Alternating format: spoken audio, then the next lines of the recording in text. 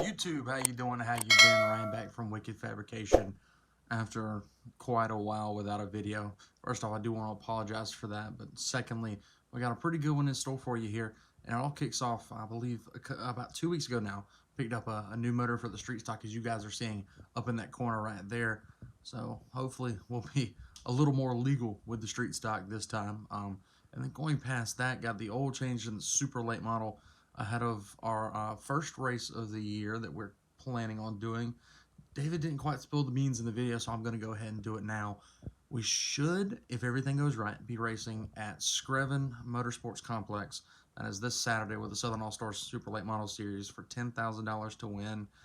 For the, I believe it's the annual Winter Freeze. Let me get my words right. Yeah, Winter Freeze this Saturday night. We are racing the Super Late Model for $10,000 to win. And hopefully with our driver being nice and refreshed off of vacation, that one will go good. And then the last couple of clips you're going to see in this video are from me and David just kind of working on street stocks and the late model from about a week ago now. So you guys sit back, relax, and check that out, and we'll catch you at the end of the video. We're going to car shows for about a month. We're going to car shows for about a month? All right, that's what we're telling. All this work, I don't want to see anything get messed up. So we're going to enter in a best of show competitions. The real joke, we really don't know where we're going yet. I'd like to go to Rude Lucas Oil next weekend.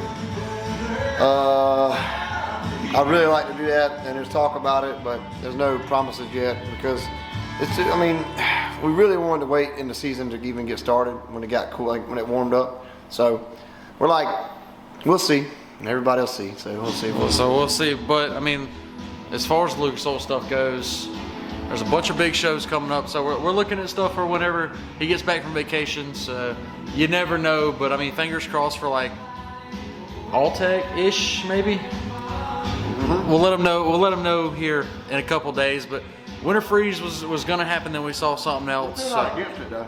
Not against it, but we're just kind of looking at make sure everything's right first. Make sure that we can abide by the rules of the series, most importantly. So yeah, y'all stick along with us. We're gonna do just a little bit of stuff here tonight, but yeah, appreciate all the support while you're here. Make sure to like the video, subscribe down below, and hit us up on Facebook. Go follow us over there. We're up to about 1,500 followers on Facebook, so let's continue to let that grow as we head into the racing season. But we got a bunch of cool stuff planned. 1,500 followers on Facebook. Facebook, yeah. We need that on YouTube. Followers on YouTube. Yeah, we need that on YouTube. It's a nice, nice do shot. what Ryan does. This is big. Give us more likes, more subscribers.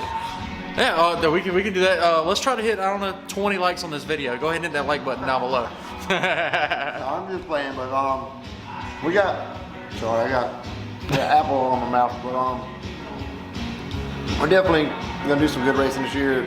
As long as our motor stays together, I think we're gonna try to hit a lot of big shows and really try to venture out and hit it hard. And then if we run out of money or the motor blows, we'll turn to big and we'll put a crate motor back in it and go to crate racing again. We'll turn to big and. But hey, yeah, guys, stick along with us. We're gonna get to work as soon as he finishes that apple right there. Finally, we got some nose graphics, and as you guessed it, Mustang, baby. Yep, put it right there. Got a little change in my pocket. Going down. We're singing it. So aside from it, don't mind that ain't crooked, but car's officially now a Mustang, and Dave just put a fresh coat of wax on this sucker, and she is bad. Enough of the late model. Street stock you've been more focused on lately, but you ran into a dilemma. Race cars, the street stock's good. It's not really a dilemma. What are you talking about? The back, the flex. Oh yeah. What is this?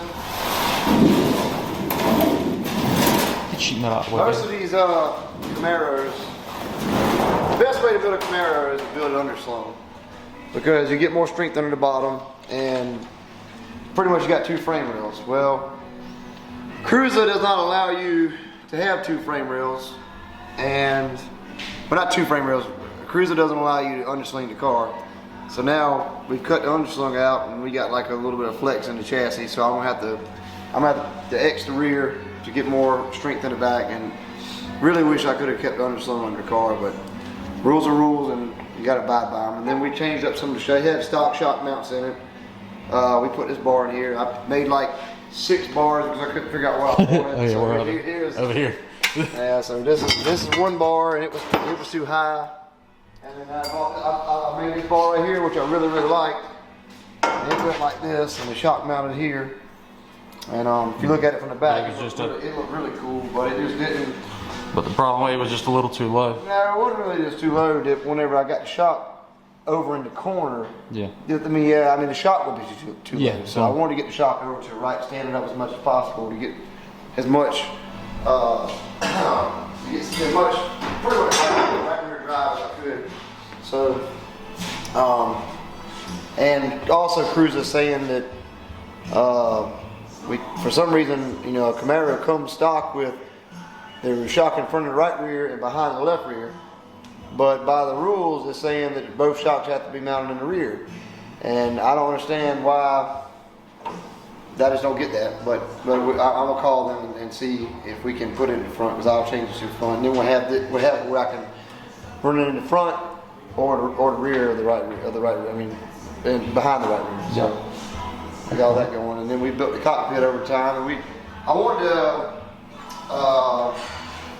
film all that, but it I can't do two things at one time. I'm terrible. Just didn't work out. I can't even talk and think at the same time. This is the finalized cockpit. I think we showed you most of it in our last video. It looks like scratches, but it's still covered with plastic. Yeah, it is still covered with plastic, so it's fresh. Just a look down inside of it here. It's a nice, tight cockpit. It's going to keep our drivers a lot safer. It's so tight you can fill it up with water. And it's being compact like that it's going to keep our drivers from even even if they can, they won't move around at all. No, it'll be even safer. Their elbows are hitting sheet metal. Exactly. And that's what we're doing, bracing up the rear end, trying to make it as safe as possible without the underslung.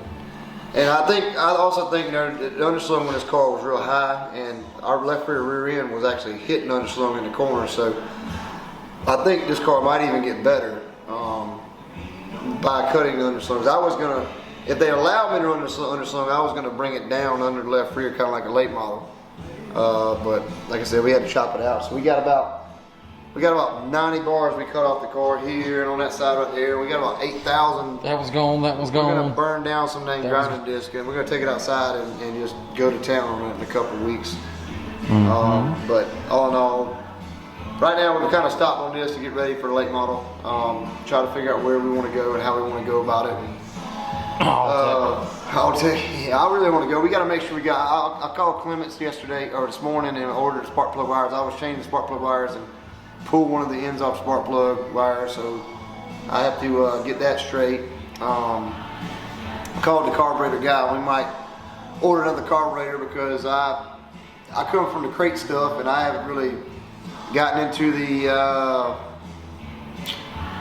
restrictor plate, smaller carburetor, big carburetor deal. We're going to try to get into that, like maybe qualifying on this big carburetor and racing on the small carburetor, or like when we run Sumter or Livonia, Lakeview, we'll probably spend the whole night on the small carburetor. So a lot to learn. Got to learn it fast because I don't have. I mean, I got to learn it fast because I want to get to the front as fast as possible or whatnot. So all in all, I think we're going to have a good racing season, and I can't wait to get it started. And goal number 1, we got to put another check, at least one more check on that wall. Yeah, but we need about 15 more checks. About 15 more checks on that wall. Yeah. So all in all, though, we're progressing in the right direction right now, as far as both cars are concerned, and hopefully, guys, we'll be racing very soon. I know you're all amped up waiting on that one. We just got to get this dude in the driver's seat of something. But I promise you guys, this year is going to be worth it. As long as you just hang out with us for a while. Cross your fingers with the motor. Make sure the motor doesn't blow. That's it's the only thing we're worried about. We'd love to be able to afford a backup motor, but that's just kind of not in the cards right now. But yeah, I guess that's really gonna do it. This is basically an update video, guys. Again, while you're here, go ahead, subscribe to the channel down below, like the video, and I guess share it with your friends and family. We need to keep growing this channel here so we can have a good little following when we win that big one this year. We'll catch you in the next one.